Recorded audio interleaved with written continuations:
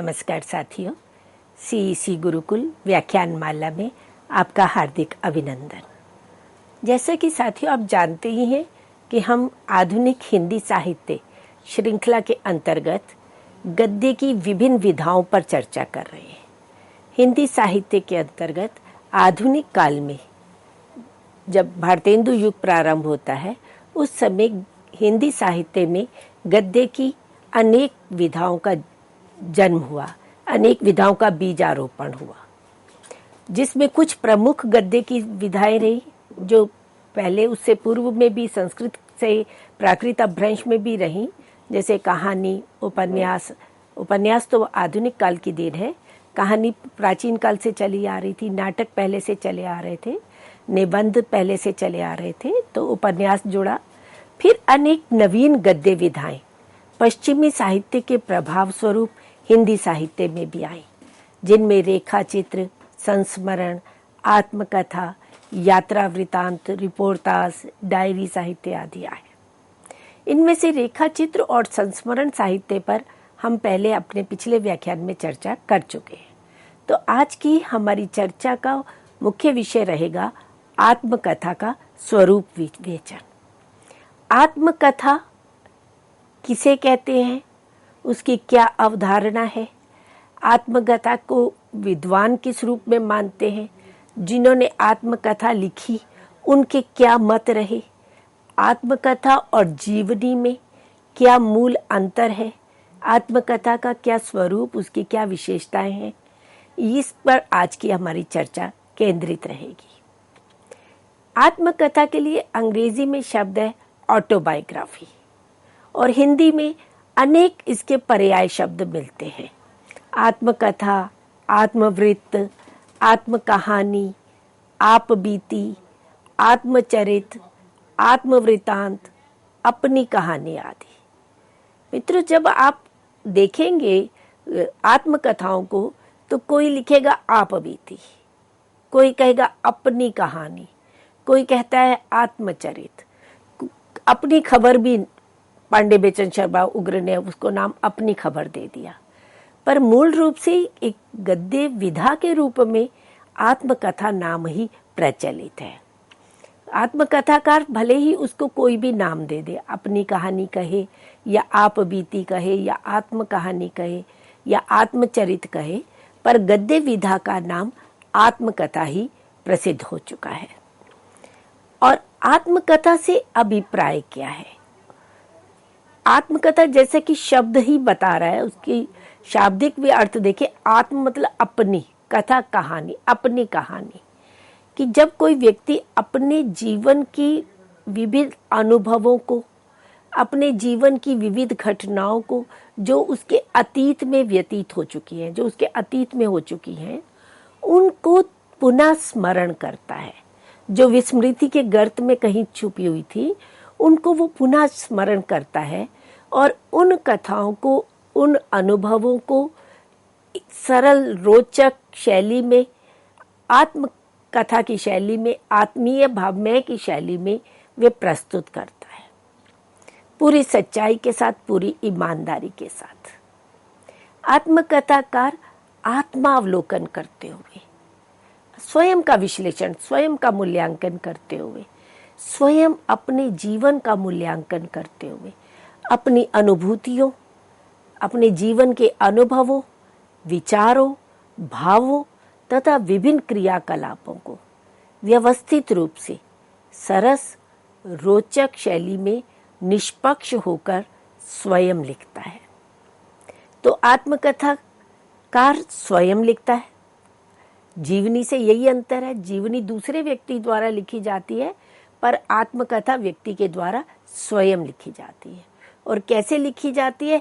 आत्मावलोकन करते हुए, आत्म परीक्षण, आत्मनिरीक्षण, आत्म मूल्यांकन करते हुए, अपने जीवन की अनुभूतियां, अपने जीवन के विविध अनुभव, अपने विचार, अपने भाव, अपने जीवन में जो भी विभिन्न क्रियाकलाप हुए हैं, उनको पूरी व्यवस्थित रूप से, क्रमबद्ध ढंग से, सरस रोचक शैली में, और कैसे प्रस्तुत करता है?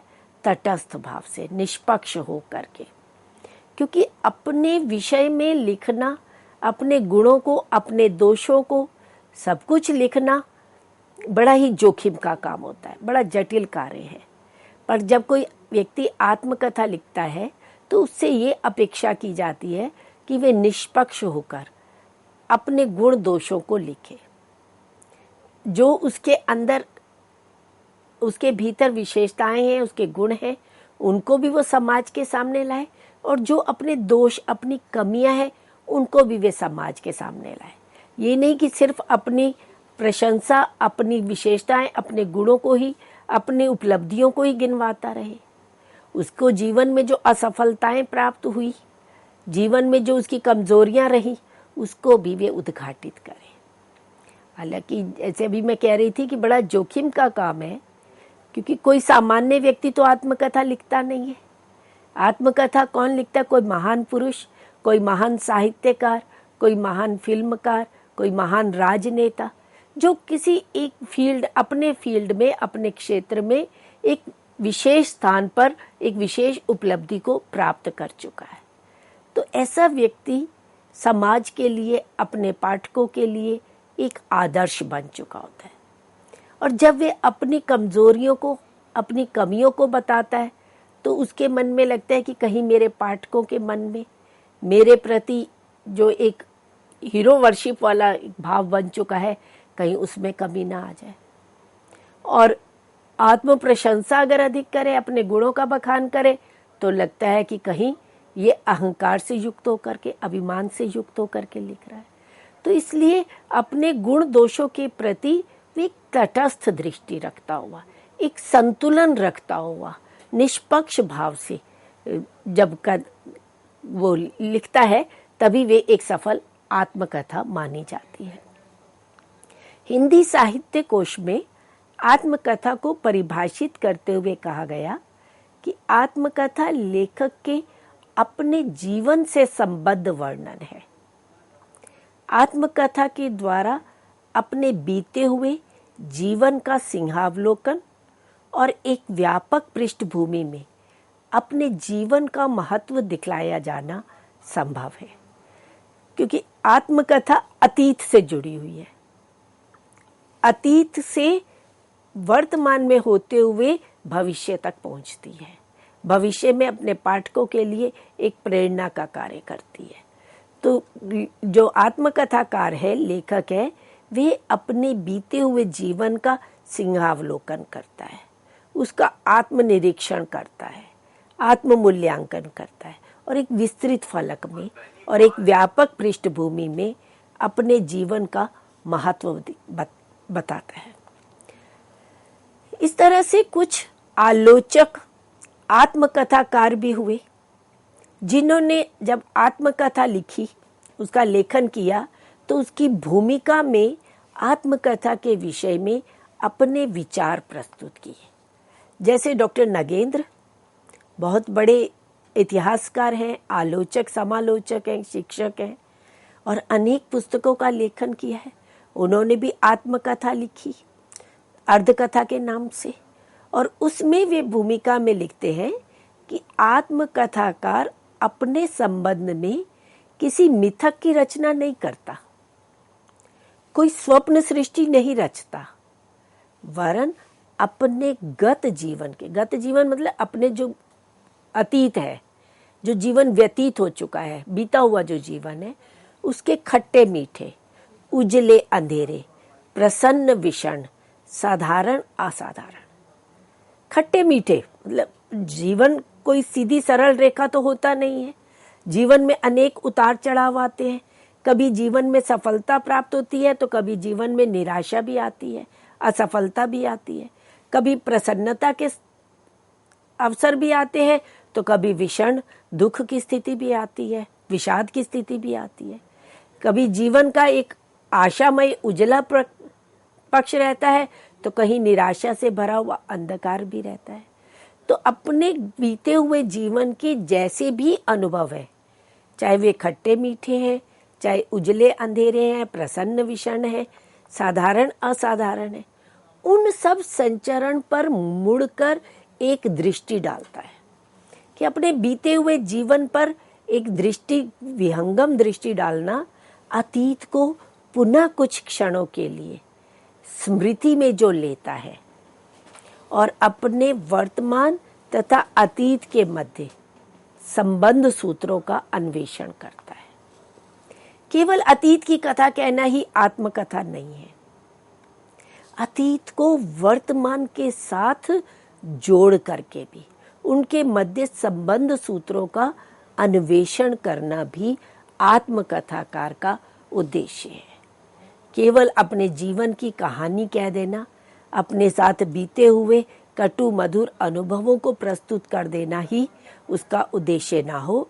यहाँ डॉक्टर नगेंद्र आत्मकथा का उद्देश्य भी प्रस्तुत करते हैं कि वे वर्तमान तथा अतीत के मध्य संबंध सूत्रों का अन्वेषण करें कि उसकी जो अतीत की घटनाएं हैं, अतीत के जो कटु मधुर अनुभव है, वो किस प्रकार वर्तमान को प्रभावित कर रहे हैं और किस प्रकार वे भविष्य के लिए एक दिशा बनेंगे।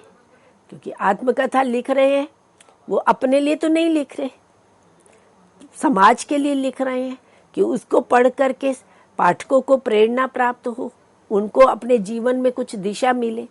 तो इसलिए अतीत का वर्तमान के साथ एक संबंध सूत्र का अन्वेषण उसका उद्देश्य रहना चाहिए।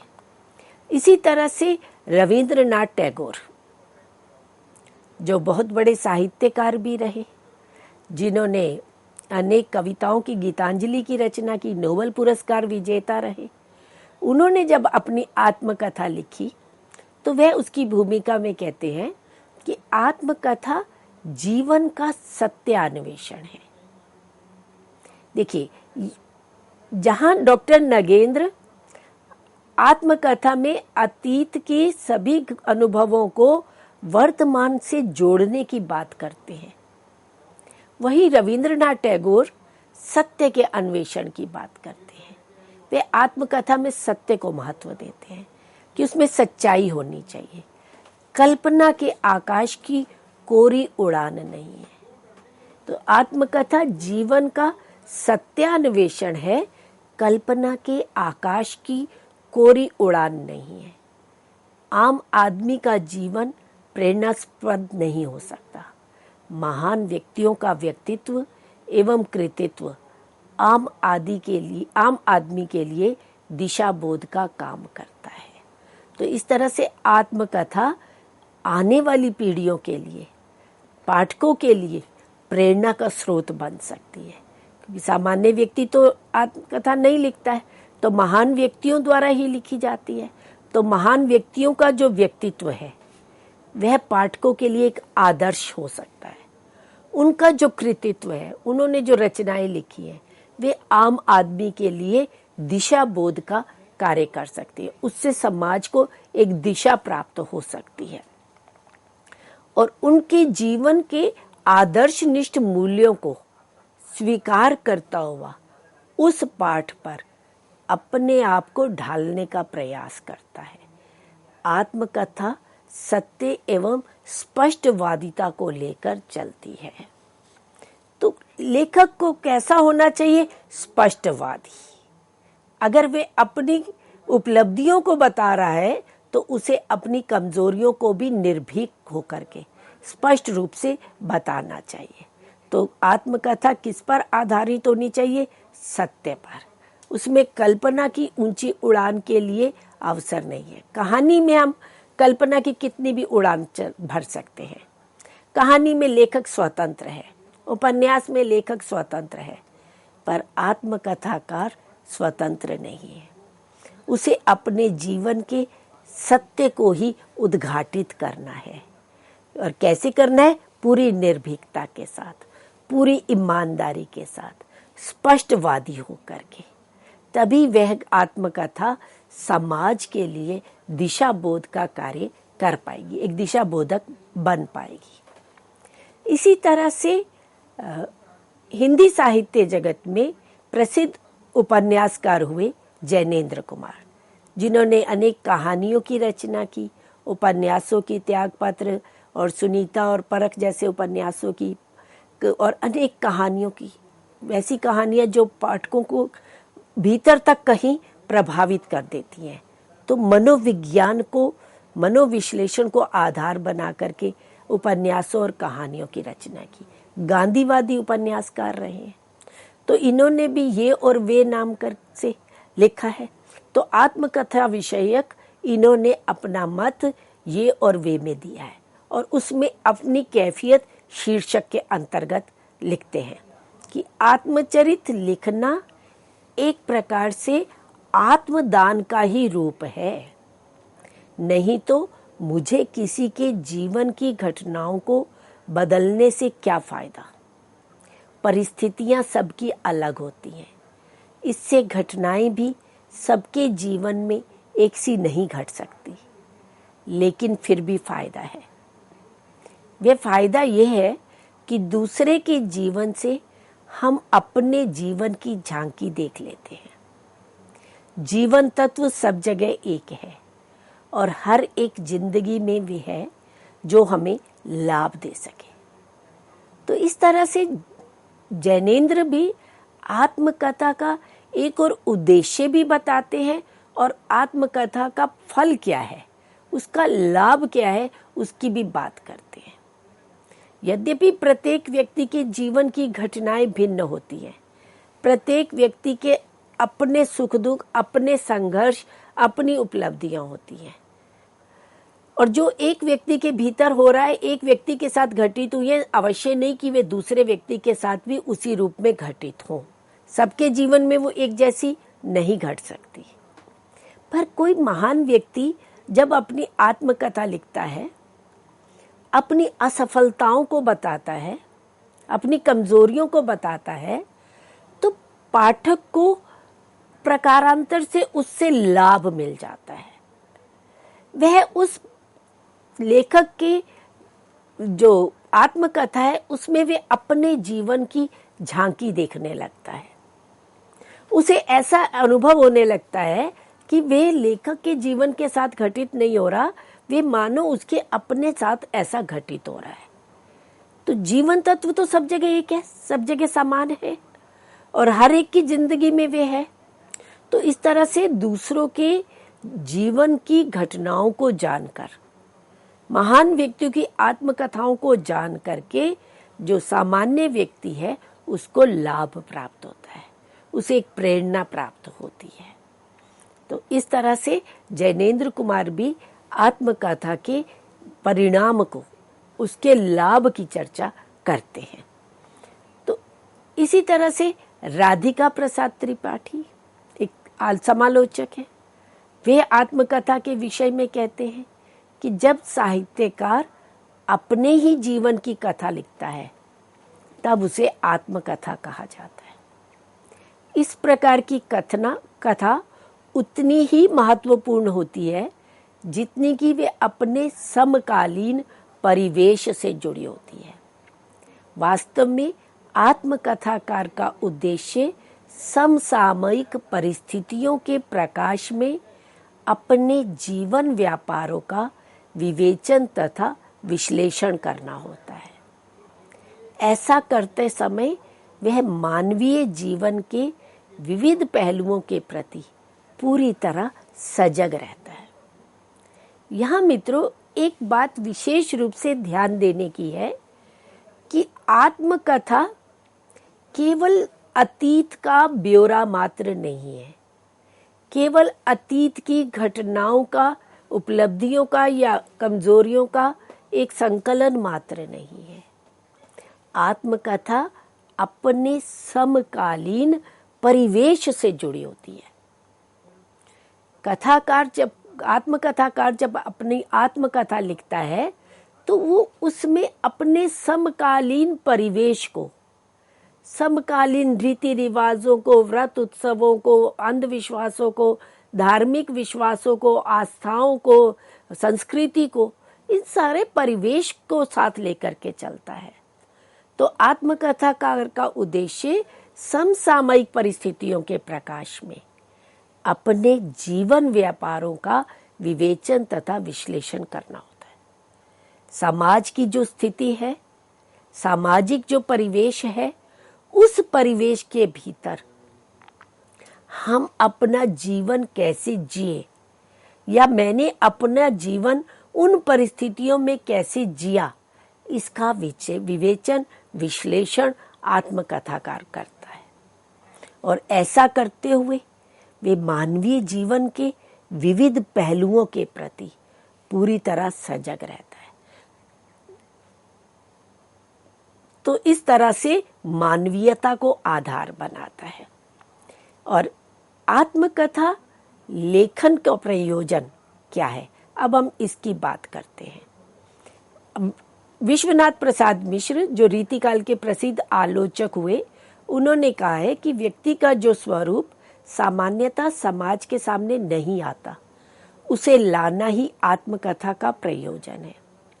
इसमें साधारणीकरण न होकर असाधारणीकरण या विशेषीकरण की प्रवृत्ति रहती है। इस प्रकार रहस्यात्मक असाधारण का ही प्रकाशन आत्मकथा का लक्षण प्रतीत होता है।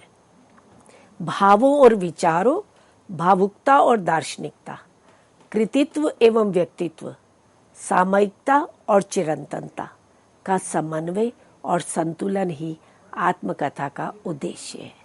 तो इस तरह से मित्रों, अभी हमने आपके सामने आत्मकथा का स्वरूप, आत्मकथा का उद्देश्य, उसका प्रयोजन और आत्मकथा विषयक विभिन्न आत्मकथाकारों के विचार रखे। अब जीवनी और आत्मकथा में क्या अंतर है, उसकी क्या विशेषताएं हैं और हिंदी में कैसे आत्मकथा लेखन का प्रारंभ हुआ, इसकी चर्चा हम अगले व्याख्यान में करेंगे।